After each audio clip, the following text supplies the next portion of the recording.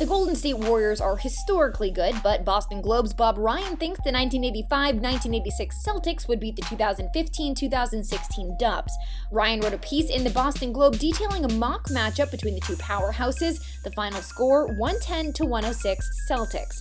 Ryan predicted Warrior star Steph Curry would score a game-high of 36, but that it wouldn't be enough to beat the likes of Larry Bird, Kevin McHale, and Danny Ainge, who went on to win the NBA title back in 1986. Ryan even detailed a mock box score complete with every player's total minutes and game stats. Now, we'll never actually know which team would win head-to-head, but as far as mock matchups go, this one's pretty fun to debate.